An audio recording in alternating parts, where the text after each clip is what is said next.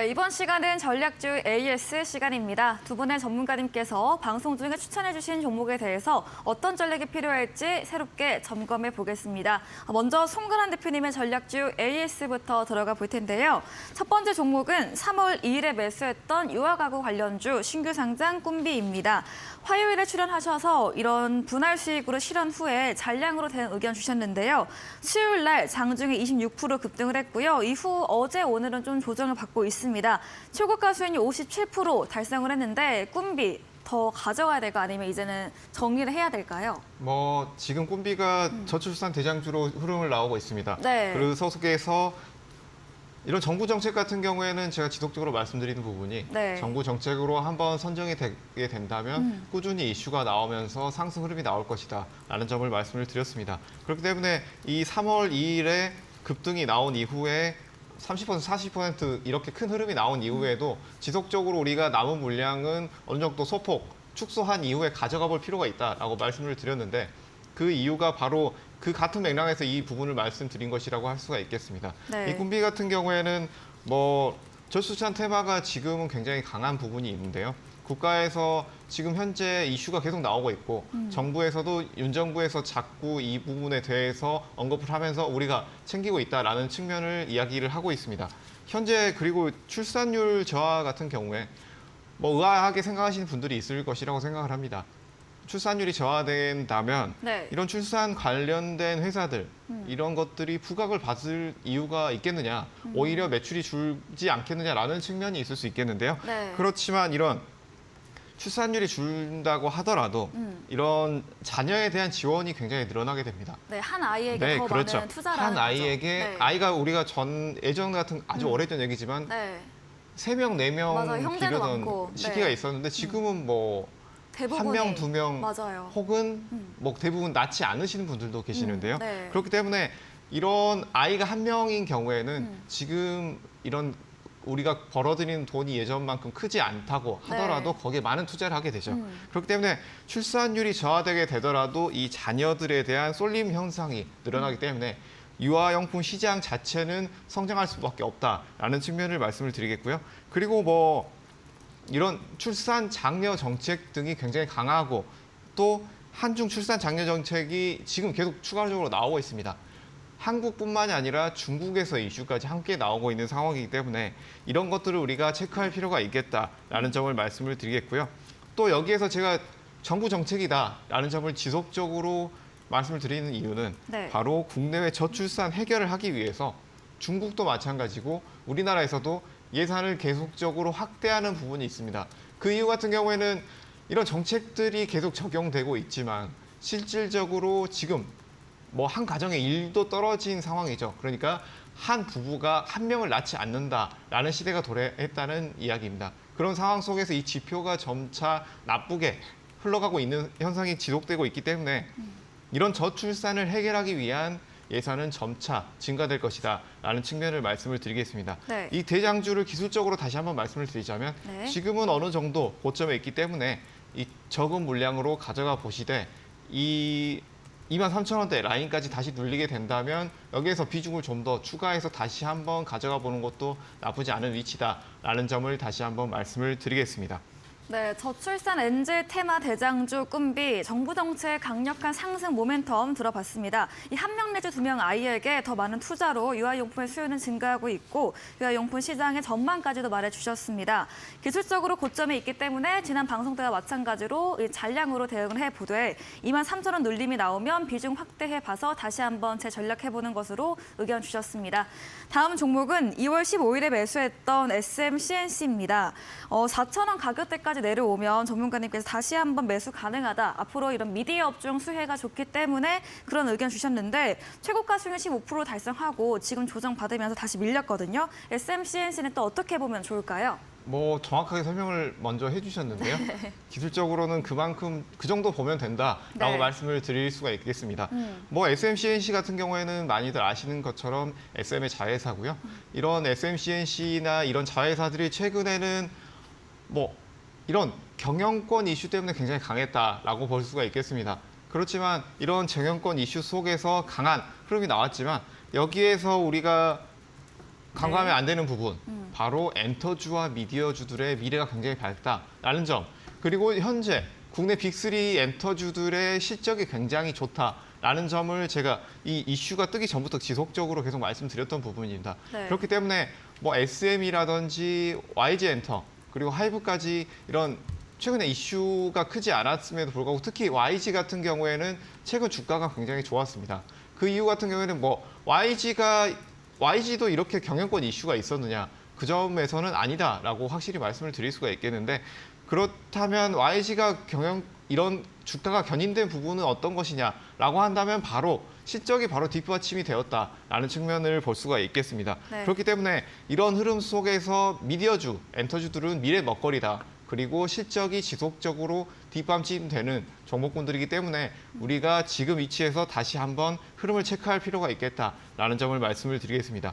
이 SMCNC 종목 자체를 기술적 위치를 살펴보게 된다면 여기에서 우리가 강한 수익을권을 낸 이후에 눌릴 때 제가 한번 말씀을 드렸죠. 네. 다시 재상승이 나올 것이다.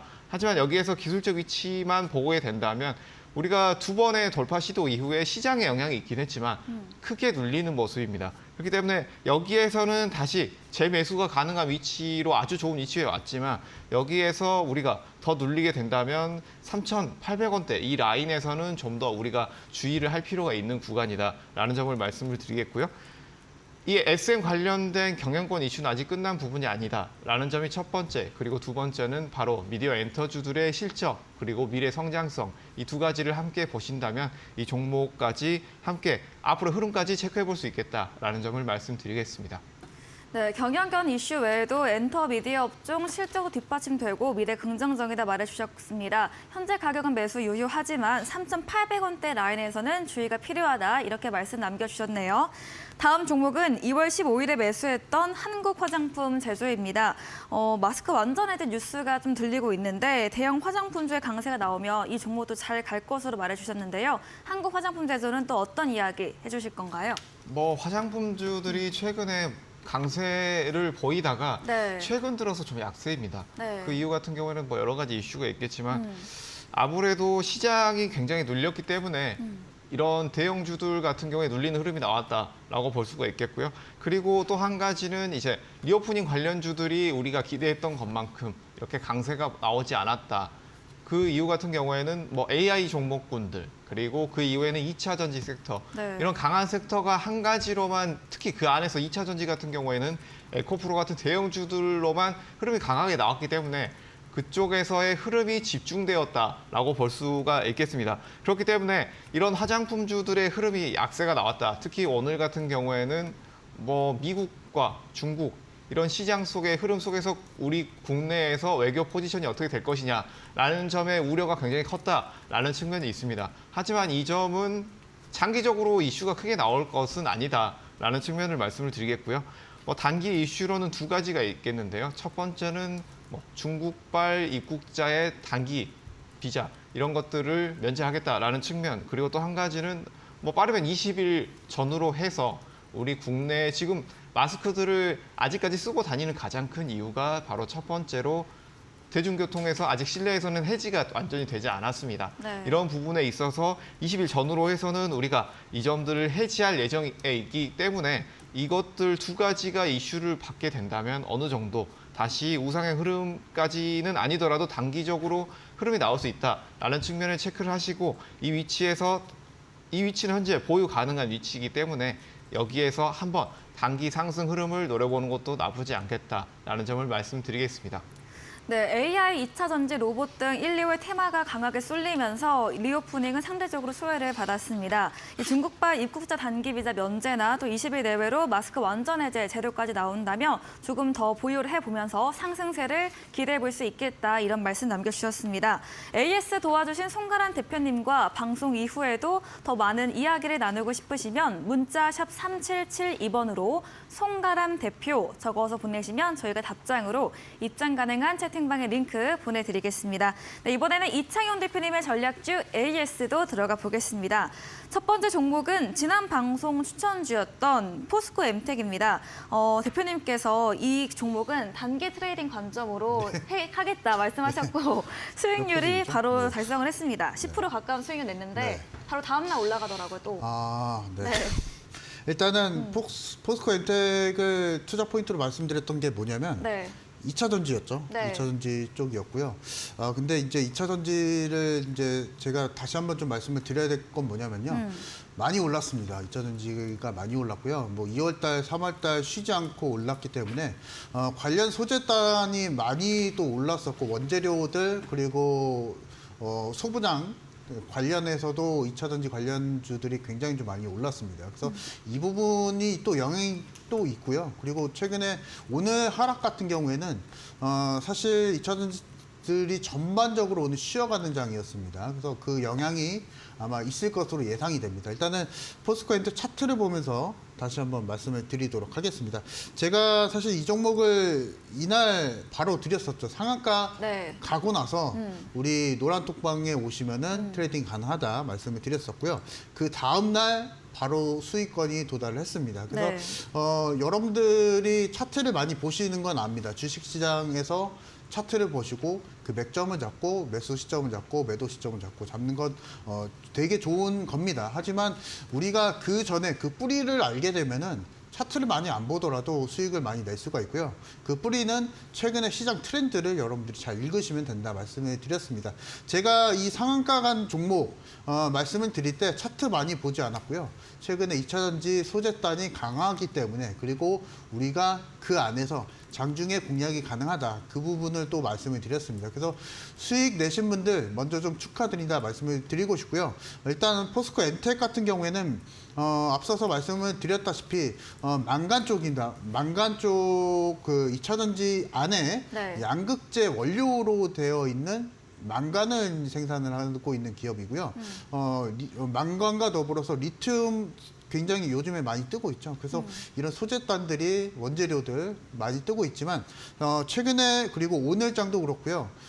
외국인의 수급, 시장 외국인의 수급들이 약세를 보여주고 있고 그리고 제가 이제 뒤에도 말씀드릴 에코프로 같은 2차 전지 끌고 가는 종목들도 오늘 하락세를 좀 보여줬습니다. 그래서 포스코 엔텍 같은 경우에는 이제는 조금은 눌림이 나오는 그 상황을 우리가 좀 기다려 봐야 된다. 그 부분을 말씀을 좀 드리고 싶고요. 이 눌림이 나오는 상황을 기다려 보려면 우리가 이제 오늘장의 미증시를 다시 한번 살펴봐야 됩니다. 미증시가 어떻게 또 나스닥이 전일자에 사실 2% 이상 빠졌기 때문에 네. 그 영향이 또 월요일장에 또 있을 수가 있겠고요. 그 영향으로 인해서 2차 전지 관련주들이 또 영향이 있을 수가 있습니다. 또 쉬어갈 수가 있기 때문에 그 부분에 있어서 우리가 만약에 지금 오늘장에 그 보유하신 분들은 빠르게 수익 실현하시는 걸 수익 실현 아마 이번 주에 하셨을 겁니다. 그래서 네. 이번 주에 하셨기 때문에 일단은 포스코 엔텍 같은 경우에는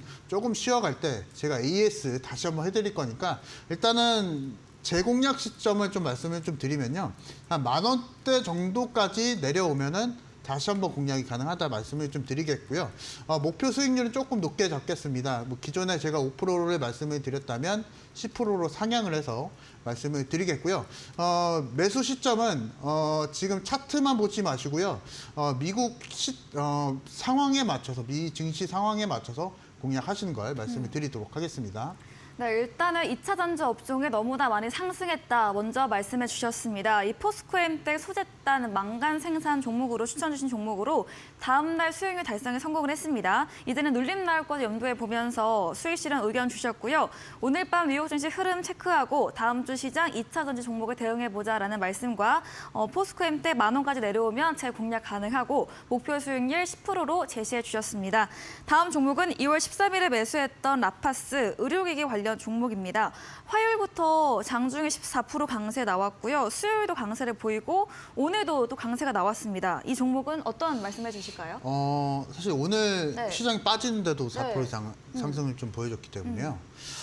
추가적으로 이제 결론적으로 말씀을 드리면은 네. 매수가 가능하다라는 의견을 좀 드리고 싶고요. 네. 사실 라파스에 대해서 한번 설명을 좀 드리면요. 마이크로 리들이라는 기술이 있습니다. 이게 지금 머리카락보다 얇은 주사 바늘이죠. 그래서 이것을 패치 형태로 부착을 시켜서 나중에 이게 상용화가 되면요.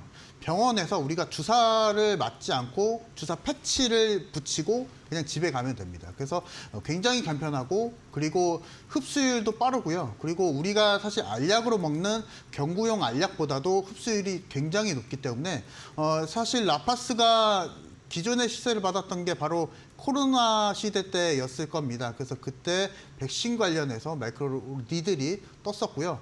라파스 같은 경우에는 일단은 좀 차트를 보면서 다시 한번 좀 설명을 좀 드리면요. 네. 2월 중순에 제가 제시를 해드렸습니다. 이날 제시를 해드렸고 그 이후에 추가적으로 물량 매집이 들어가게 되면서 급등이 한번 나왔었죠. 그래서 지금 오늘자에 양봉이 좀 출현을 했기 때문에 월요일자에도 한 번 더 기대를 좀 해볼 수가 있을 것 같습니다. 그래서 여러분들이 공략을 하실 때는 지금 최근에 바이오 쪽이 다시 한번 조금씩 수급이 좀 올라오고 있기 때문에 이에 맞춰서 공략을 좀 하시면 좋을 것으로 예상이 되고요. 목표가는 이미 좀 도달을 했기 때문에 추가적으로 제가 말씀을 좀 드리진 않겠고 수익주로 편안하게 공략하시면서 수익 내시면 되실 것 같습니다. 네, 라파스 마이크로 리들 기술이 상용화된다면 주사를 맞지 않고 패치를 붙일 수 있다 말해주셨습니다. 오늘도 주가상으로 양봉이 나와서 월요일도 상승 기대해 주셨고요. 이 송근한 대표님과 비슷한 관점으로 바이오에 수급 전체적으로 좀 들어오고 있다 이런 이야기 주시면서 스윙주로 공략해 보자고 정리해 보겠습니다. 다음 종목은 2월 7일 매수했던 에코프로입니다. 지난주에 금요일에 나와서 새로운 전략을 주신다고 하셨는데 뭐 포스코 엔페가 비슷한 기조이겠죠? 그렇죠. 네. 근데 내용은 좀 다릅니다. 네, 한번 들어볼까요? 일단은 네. 제가 계속 에코프로를 말씀드릴 때요. 네. 데이터를 계속 가지고 나오고 있죠. 네. 그래서 그 데이터, 공매도 관련 데이터를 말씀을 드리도록 하겠습니다. 지금 여러분들이 보고 계시는 데이터가 공매도 잔고 금액, 에코프로에 대한 공매도 잔고 금액입니다. 최근에 공매도 잔고 금액이 많이 늘었고요. 20% 이상 올랐던 상황, 그리고 오늘자에 에코프로의 차트를 보시면은 5% 이상 하락을 했습니다. 네. 공매도 세력들이 딱 좋아하는 상황이 연출이 됐고요. 이렇게 된다고 하면은 공매도가 차익 실현을 할 수가 있습니다. 그렇게 되면은 주가가 더 떨어질 수가 있겠고요.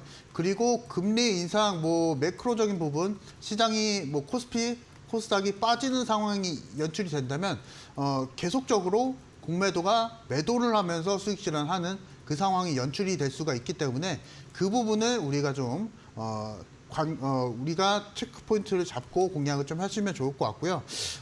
이제 많이 올랐습니다. 에코프로 같은 경우는 많이 올랐고 제가 앞서서 말씀을 드렸다시피 2차 전지 쪽에 대한 관련주들의 밸류가 많이 좀 올랐었고 주가는 실적에 기인한다고 하지만 이미 에코프로 관련한 종목들은 그것과 다르게 너무 가파르게 상승을 했거든요. 그래서 이 부분 놓고 봤을 때는 이제는 우리가 2차 전지 말고 다른 섹터를 좀 골라봐야 될 것 같고요.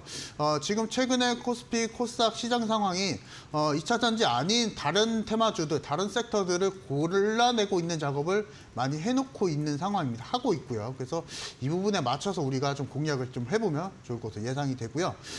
추가적으로는 2차 전지 이외의 관련주들은 제가 오늘 무료 방송이 있습니다. 무료 방송에서 그 전략을 말씀드릴 거니까 많이 오셔서 참여해 보시기 바랍니다.